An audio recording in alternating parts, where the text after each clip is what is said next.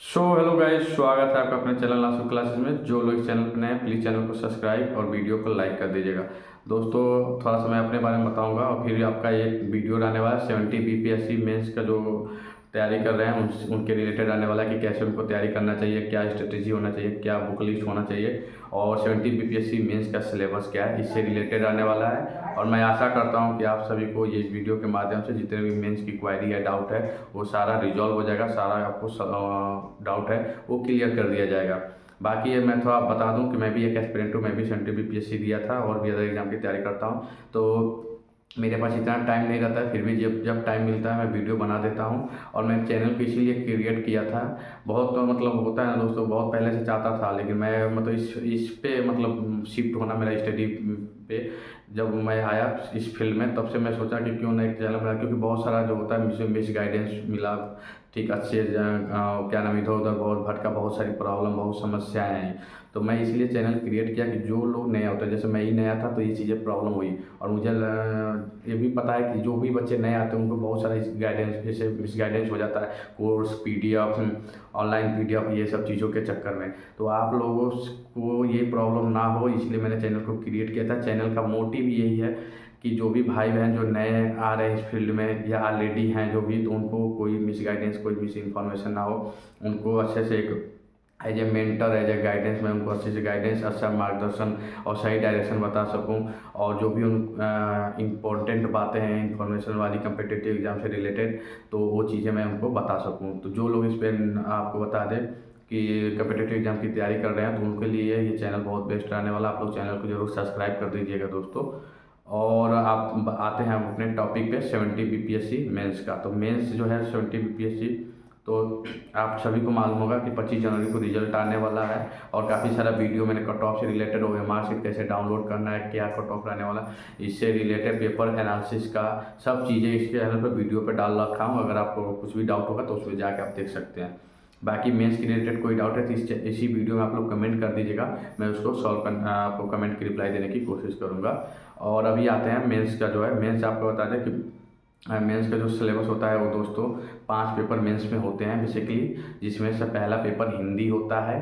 पहला पेपर हिंदी होता है। सारे पेपर जो होते हैं 3 घंटे के होते हैं। 5 पेपर मेंस में, पाँचों के पाँचों जो सॉरी मैं कह रहा हूँ 5 पेपर, मतलब आपको बता दें कि 5 मतलब सब्जेक्ट बोल सकते हैं, 5 सेक्शन बोल सकते हैं, है जिसमें से पाँचों सेक्शन के 300 मार्क्स होते हैं और पाँचों सेक्शन 3 घंटे के होते हैं दोस्तों। तो पहला सेक्शन हिंदी है। हिंदी आपका क्वालिफाइंग नेचर का होता है, इसमें ग्रामर होता है, सिंटेक्स आते हैं मतलब, और उसके बाद से गद्यांश, ये सब आते हैं, पैसेज जो कहा जाता है। और ये आपका 300 मार्क का होता है, क्वालिफाइंग नेचर होता है, इसको बस आपको क्वालिफाइंग करना होता है। ठीक, इसके मार्क्स आपके मेंस में नहीं जोड़े जाते हैं। दूसरा आपका आता है ऐसे ही आपका है ऑप्शनल। ऑप्शनल भी आपका क्वालिफाइंग नेचर है, ये भी 300 मार्क्स का होता है, 3 घंटे का होता है ये भी। इसके भी ऑप्शनल के भी मार्क्स आपके मेंस में काउंट नहीं होते हैं। अब आते हैं मेन मुद्दा, जिसके मार्क्स आपके मेंस में काउंट होंगे, वो जो सब्जेक्ट हैं कौन कौन से। तो उसमें आपका जीएस पेपर 1 आता है, जीएस पेपर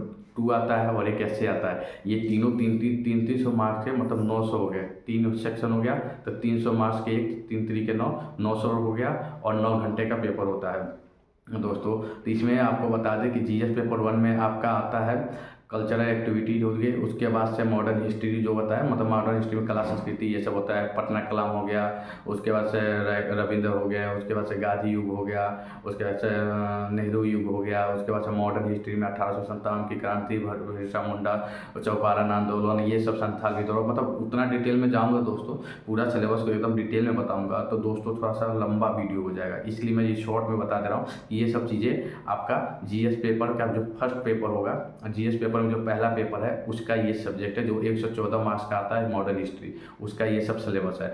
उसके बाद 114 नंबर का दूसरा पेपर आता है करेंट अफेयर्स।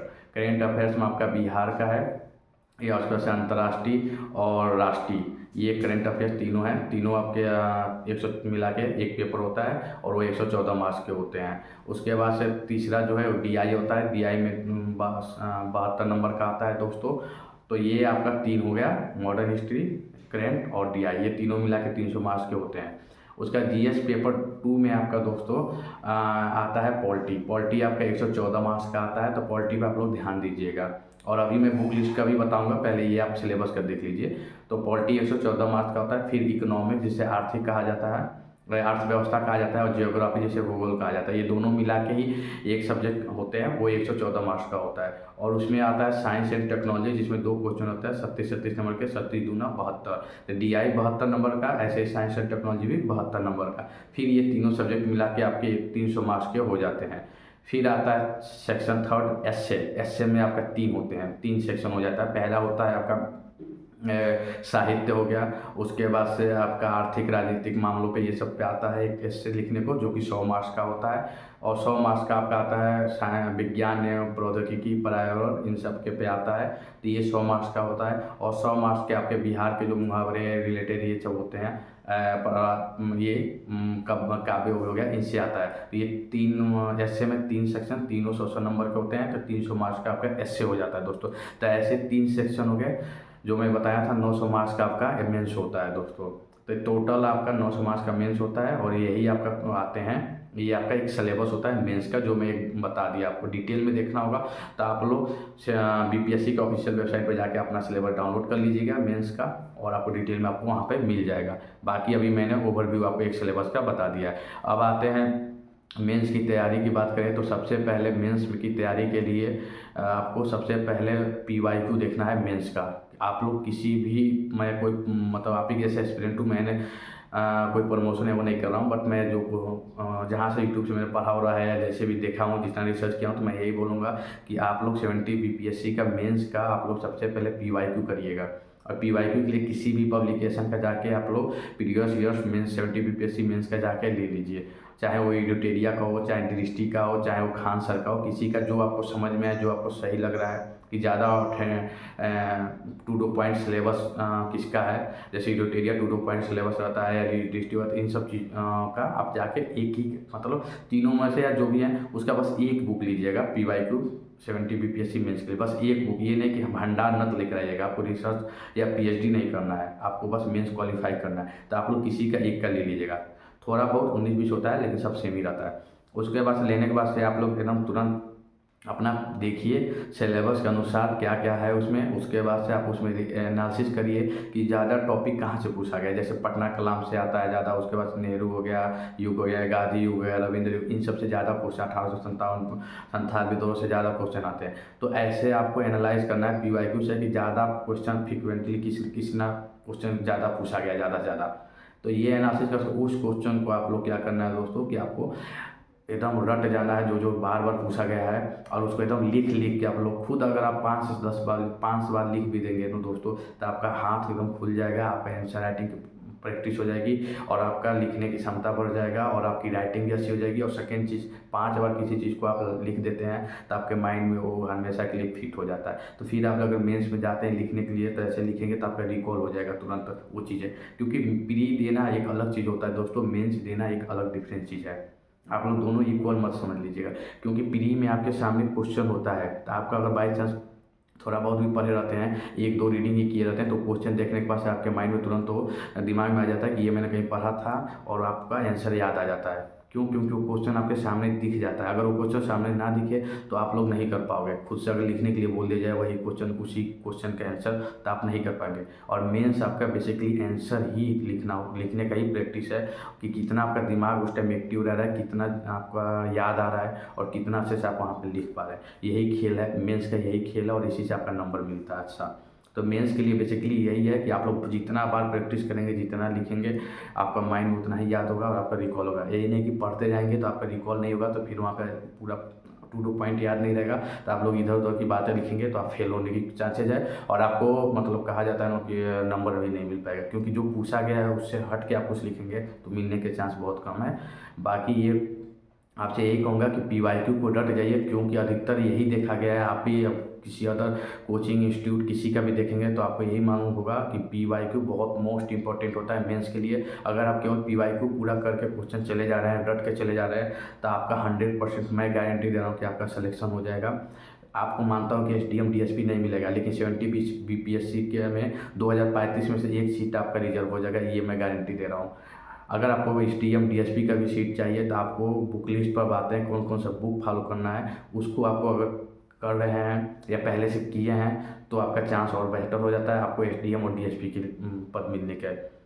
तो बुक लिस्ट के बारे में बात करते हैं, जैसे मॉडर्न हिस्ट्री के लिए स्पेक्ट्रम द बेस्ट बुक है, पॉलिटी के लिए लक्ष्मीकांत हो गया, ज्योग्राफी के लिए आप लोग महेश नवार का ले सकते हैं, खान सर का भी ठीक ठाक है, एडिटोरिया का भी ठीक ठाक रहता है, DST का भी है। तो आप लोग जिसका मन करे, जिसका समझ में आ रहा है वो ले सकते हैं। ऑलरेडी जिससे पढ़े हुए हैं उसी को रिवाइज करिए, उसी को पढ़िए। जैसे स्पेक्ट्रम से पढ़ें तो स्पेक्ट्रम से पॉलिटी लक्ष्मीकांत, महेश नवार की ज्योग्राफी तो उससे करिए। उसके बाद से इकोनॉमिक्स जो होता है आपका, उसके लिए आपका मुन्ना सर का अगर आपने वीडियो देखा हो यूट्यूब से, या अभी भी टाइम है तो थोड़ा स्टार्टिंग के कम से कम 20-25 वीडियो होंगे वो यूट्यूब पे हैं, आप उसको देख लीजिए, आपका बेस्ट हो जाएगा। उसके बाद से करंट के लिए जैसे आपने अगर विजन का पढ़ा होगा मैगजीन, उसमें मेन टॉप सेक्शन कौन कौन से बढ़िया है, जैसे पॉलिटिक्स ज़्यादा मतलब इकोनॉमिक्स से उठ जाते हैं क्वेश्चन, पॉलिटिक्स सेक्शन से उठते हैं, तो वो चीज़ आपने पहले से पढ़ा है अगर विजन का, तो आपका करंट अच्छा हो जाएगा। उसी को आप लोग बार बार अपने नोट को, या कहीं कोचिंग ज्वाइन किए हैं तो उसके नोट को, उसी चीज़ को बार बार रिवाइज करिए और आपका हाँ अच्छा चांस रहेगा SDM और DSP मिलने का। तो ये हो गया बुक लिस्ट का। और बाकी बुक लिस्ट में और कोई सब्जेक्ट बचता ही नहीं है, यही 4 सब्जेक्ट है, ज़्यादा कोई सब्जेक्ट है नहीं। और साइंस एंड टेक्नोलॉजी बचता है तो भी आपका करंट से ही ज़्यादा क्वेश्चन आते हैं, और वो आपका विजन मैगजीन में जो साइंस एंड टेक्नोलॉजी का पोर्शन होता है उससे आपका साइंस एंड टेक्नोलॉजी कवर हो जाएगा। तो मैंने मॉडर्न के लिए बता दिया, मैंने करंट का बता दिया, साइंस एंड टेक्नोलॉजी का बता दिया, पॉलिटी का बता दिया, इकोनॉमिक्स का बता दिया, ज्योग्राफी का बता दिया, और बचता है DI के लिए आपको कुछ नहीं करना है, बस PYQ जो मेंस का है उसी को देख के आप लोग सॉल्व कर दीजिए आपका, और फार्मूला जो उसको रट जाइए, आपका DI रुकेगा नहीं, आपका DI 100% हो जाएगा, उससे रिलेटेड ही आते हैं। ठीक, तो आपका DI में कोई दिक्कत नहीं है, और आप DI में कोशिश करिए फुल में फुल मार्क्स लाने का, क्योंकि मैथ का सेक्शन है, मैथ में आपका अगर अच्छे करेंगे तो फुल में फुल मार्क्स मिलेंगे, कहीं कटते नहीं हैं। तो DI एक स्कोरिंग सब्जेक्ट कहा जाता है, हो जाता है, बहुत ही स्कोरिंग सब्जेक्ट DI होता है, तो उससे कर लीजिए। और एसए के लिए भी आप लोग जिसका मतलब दृष्टि का हो गया आता है, बेस्ट माना जाता है, और भी कोचिंग संस्थान है, किसी का जिसको आपको समझ में आ रहा है ऐसे ले लीजिएगा और अपना बेस्ट करिए दोस्तों, और अच्छा से एक पोजीशन लीजिए। और जो भी अगर आपको डाउट हो रहा है, कोई प्रॉब्लम और भी है, जो पॉइंट अगर मैं मिस कर गया हूँ तो आप लोग कमेंट में कमेंट करके बताइएगा। और एक चीज़ जो मैं और आपको बताना चाहता हूँ कि ये कैमरा है सामने, तो कई चीज़ें मैं विदाउट लिखा हुआ ही सब कुछ बोलता हूँ, कोई सामने पर मतलब पेपर नहीं लेके आता हूँ, कोई सामने लिख कर नहीं लाता हूँ। तो हो सकता है कोई चीज़ें मैं भूल जाता हूँ या कभी कुछ गलत मुँह से निकल जाता है। जैसे कल मेरा 13 दिसंबर में 4 क्वेश्चन डिलीट है, 4 जनवरी में 4 क्वेश्चन डिलीट है, तो मैंने 13 दिसंबर में 4 क्वेश्चन डिलीट का और 4 जनवरी में 5 क्वेश्चन डिलीट को बता दिया था, जो कि मिस्टेक था। तो मैंने उसको देखा तो मैं कमेंट बार डाल दिया कि ये चीज़ें मिस्टेक हैं, क्योंकि मेरी मिस्टेक अगर होती है तो मैं डाल देता हूँ, बता देता हूँ, और अपनी मिस्टेक को स्वीकार भी करता हूँ और उसको सुधार भी करता हूँ। तब ऐसा नहीं कि भाई आपने कैसे बोल दिया, कहाँ ध्यान है तुम्हारा, ये वो चीज़ें, भाई कैमरा है हो जाता है, और सामने लिख के नहीं लाता हूँ तो कई चीज़ें हो जाती हैं, लेकिन कभी कभी होती है, ये नहीं कि 100% होता है। कहीं 10 वीडियो में, एक वीडियो में कहीं कुछ गलत मुँह से निकल जाता है, लेकिन वो मैं सुधार करके कमेंट में डाल भी देता हूँ। तो बस यही है कि अपने भाई को सपोर्ट करिए, वीडियो अच्छा लगा हो तो लाइक करिएगा, जितना हो सके उतना ये अपने भाइयों बहनों में चैनल को शेयर करिए, चैनल को जब आप सपोर्ट करिए और सब्सक्राइब करिए। मिलते हैं नेक्स्ट वीडियो में, तब तक के लिए जय हिंद।